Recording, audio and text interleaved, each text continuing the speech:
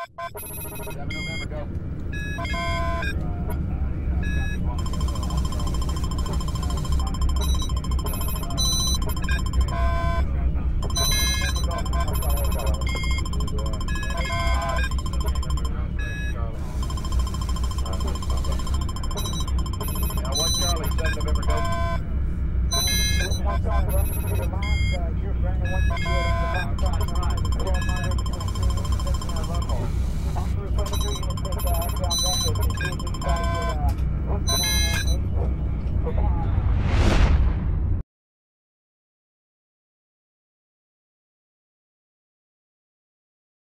Hello, everybody.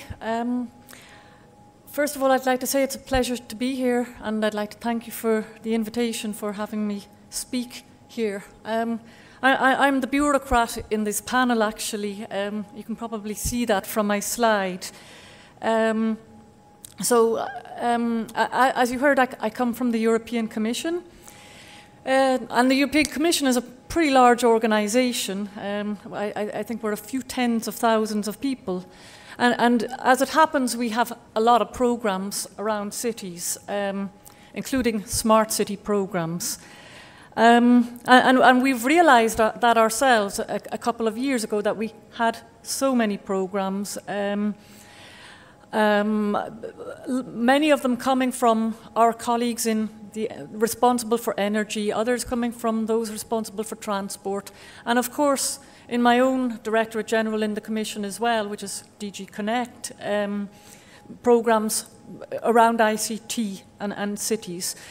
So we decided a couple of years ago to come together and to try and rationalise all of this stuff that we're doing around cities and try and attack bigger challenges. We were basically, the idea is to achieve a lot more in cities than we had been achieving with all our little programmes.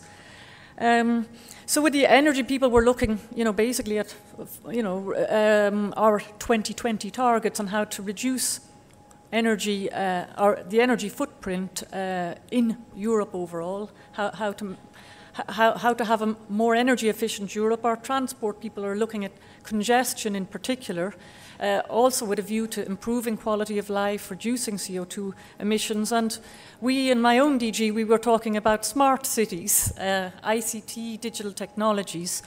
But the big question that we decided to answer is, well, what can we achieve through smart cities? What do we want to use all this smartness or potential smartness for?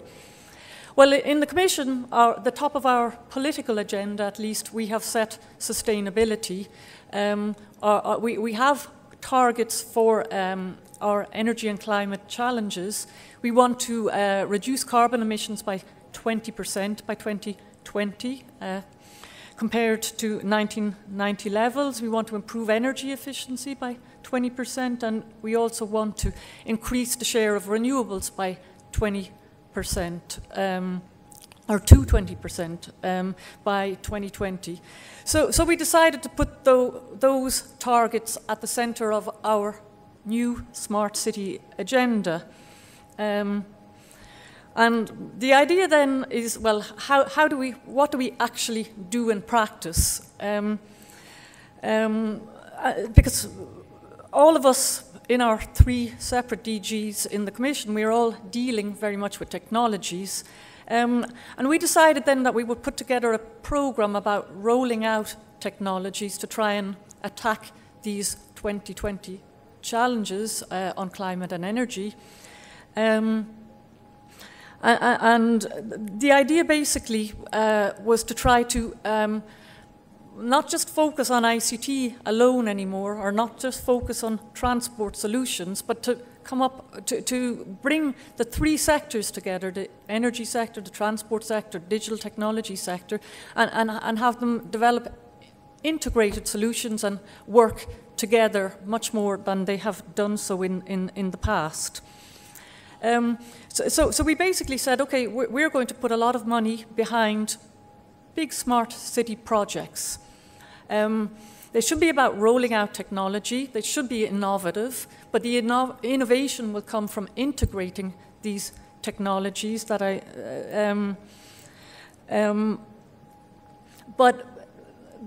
and I won't go in because into the type of things technology can do, because we heard an awful lot in the last presentation. There's loads of inspiration in there.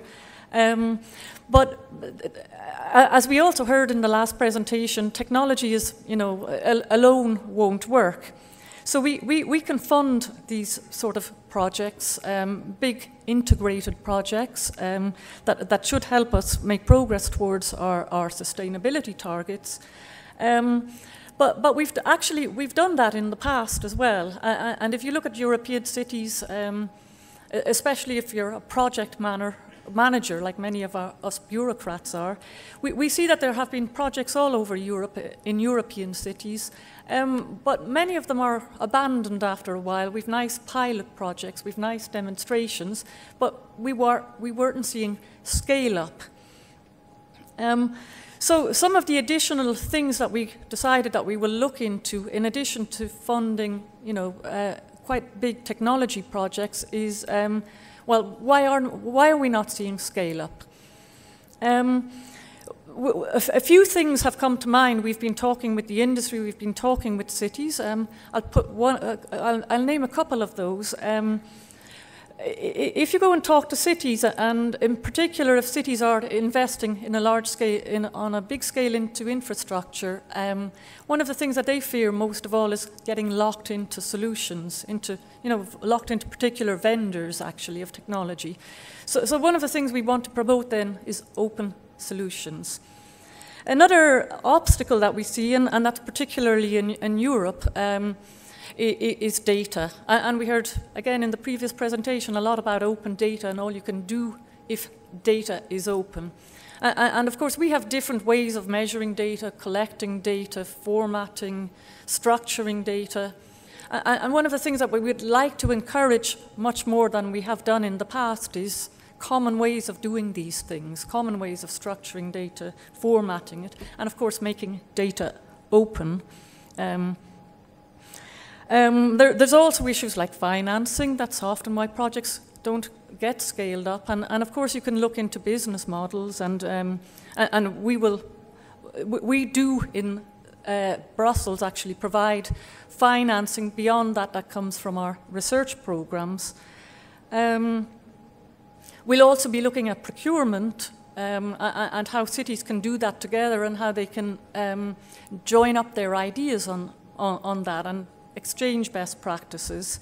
We'll be looking at standards, and if standards are an obstacle, the lack of standards, because nowadays we have very many standards that apply to individual sectors that are just sort of vertical standards. We need more horizontal standards.